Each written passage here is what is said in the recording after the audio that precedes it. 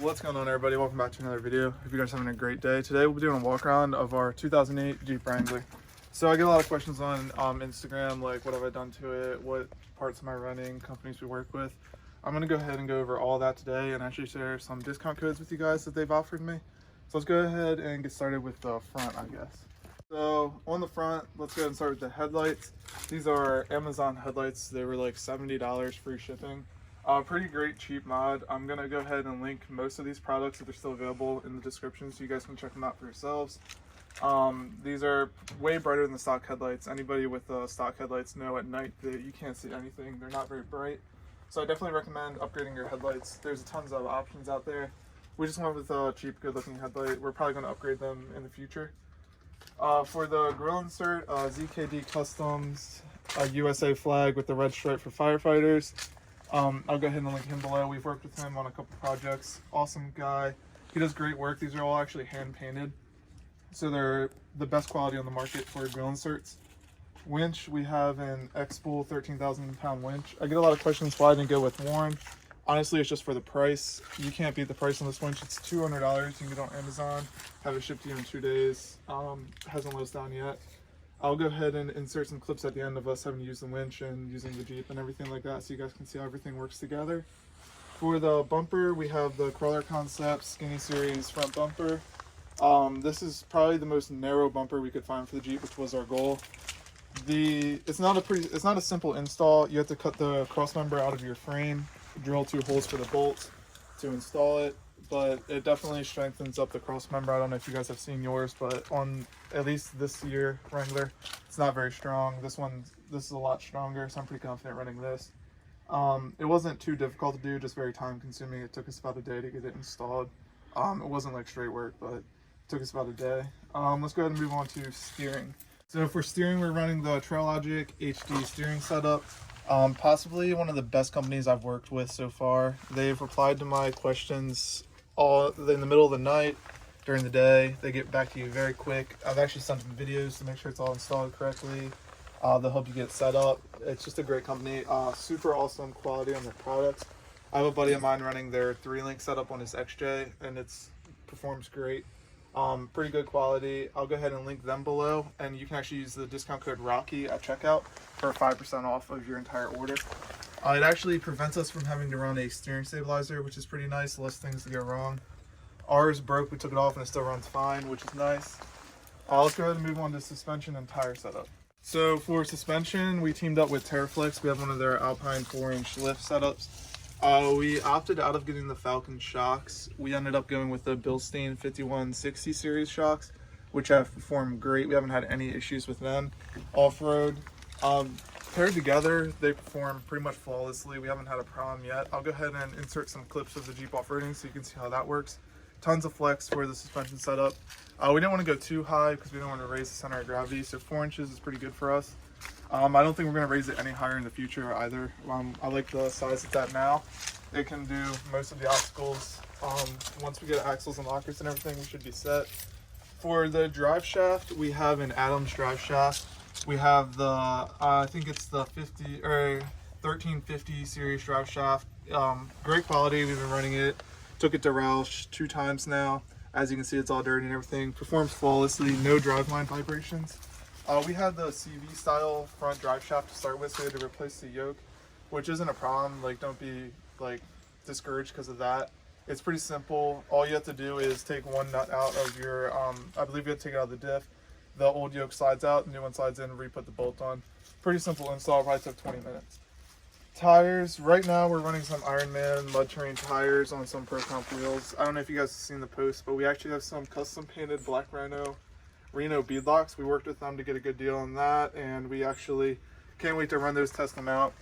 We're still debating on tire setup for that. We're not 100% sure on that yet, but we can't wait to get those on. I'll go ahead and insert some photos of that at the end of the video so you guys can check that out as well, and their link will be in the description. They make possibly the best quality beadlocks I've ever seen in person. Great prices compared to other companies out there. All around a pretty great product for a great price. Fenders, we're running MCE narrow width fenders. I like these because they're pretty simple. They almost look fairly stock, but a lot cleaner looking from the side. From the front, they don't come out too far. I wanted the tires to stick out a little bit, but not too far, because around here the police aren't very happy when they stick out. These were pretty simple to install. We actually ceramic coated these fenders with the Carrot Coat ceramic coating, which took 20 minutes to apply. Pretty simple. I'll go ahead and link both of them below. The MC fenders are plastic, but we wanted plastic so if we run them into a rock or anything like that, it doesn't bend the fender or the body panel here.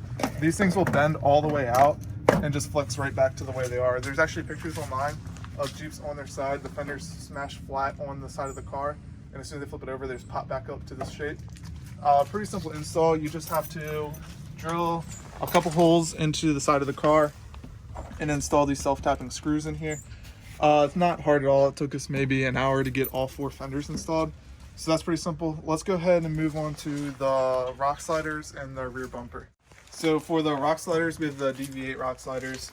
Super simple to install. Probably took 20 minutes on both sides. We just had to remove the stock, I'm not sure if it's considered a rock slider, but the plastic tube that went there pretty much. We've dropped it on rocks a couple times. It's definitely worth the purchase. I'll go ahead and link them below. It saves you from running body damage if you drop it on a rock, which on the trails is pretty common. As you can see, they literally just bolt up to the body right here. Super simple install. Let's go ahead and move on to the back bumper. Rear bumper, we're running an EAG bumper. For the price, you can't beat it. It's held up great off-road. I'm going to go ahead and link them below. I would say it's definitely worth the price for that, for a simple mod. Rear tire cover, or spare tire delete, we're running an Evo. Spare tire delete, it's pretty much the easiest mod we've done to the Jeep. You just use the bolts that you take off your spare tire mount with, bolted in there. Not a problem. Let's go ahead and move into the top. So this top is actually the same top that they run on JLs. It's not the stock factory top on JLs for self top. You can take the windows off the back and it's a bikini top. It actually has tracks on the inside which fold down. I'm going to go ahead and make a separate video on that and get that uploaded sometime soon. It's the best top I've ever had, honestly. We haven't had any problems with it. Super simple install, great quality, not much noise. It doesn't flap around or anything like that. It's super simple to put up, take down. That was the problem with their old top, is it was super hard to take down, put up, and all that. But this definitely exceeded our expectations for it. I'm gonna go ahead and link best top below because this top is definitely worth the money. We love this top, and we're planning on getting a hard top sometime soon. We're looking for a paint match one though for the winter time, and then in the summer we're gonna run this top. Let's go ahead and move into interior and show you guys what we have going on in there. So for interior, we're running some Brom racing seats with the harnesses to go with them from Brom as well. For seats for your Jeep, these are pretty much as simple as it comes. They come with mounting plates for the Jeep. Literally the seat bolts to the mounting plate bolts to the floor. Super simple install. For their price, you actually can't beat these seats. They're really good quality. The harnesses, we wanted the thicker ones because I've been told that the thin ones suck for daily driving, and this is our daily driver still until we get the Grand Cherokee up and running. I'm gonna go ahead and link them below. They have tons of options for seats. They make great quality product and it's definitely worth it. So make sure you check that out. For right now, we're running a pretty cheap CD. Nothing crazy, just to communicate on the trails. We have a new setup coming actually from a company that we're working with. I'll go ahead and make a video on that when they arrive. But this is the CB we're running for now. Definitely recommend it for on the trail communication and everything like that. It comes in handy, so you don't have to pull your phone out while you're on the trails and see where everybody's at. And also while we're in here, I want to show you guys this feature that the best top has. So it actually has these pockets built into the top right here, which unzip. It's great for holding the phone and all that while you're off-road. It doesn't bounce around or anything like that. Then also the harnesses are mounted to a rock hard 4x4 harness bar. This harness bar I was a little discouraged from installing it just because I didn't know about like drilling into the side of the car or anything. It was one of the first mods that we had to drill into the car for, but it was super simple. As you can see, we still have to trim down the panels on the side there to have them fit flush and so the seats don't rub on them. But besides that, we're pretty much, that's the interior. We do want to put 2 more seats like this in the rear. We still have the stock seats in the rear, but we plan on getting rid of the bench seat and just installing 2 of these, and then we're going to get a custom center console made with USB plugins, like wall plugins in it, cup holders, everything like that made. So we will eliminate the bench seat in the back. I'll update you guys on that project as time comes, as we order the seats, get it set up and everything like that. We still have a couple of details to figure out. It's going to be a completely custom center console.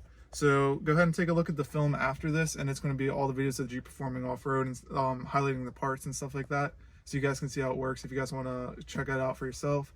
The links will be in the description for all the parts and everything like that. So I hope you guys have a great day. Thanks for watching.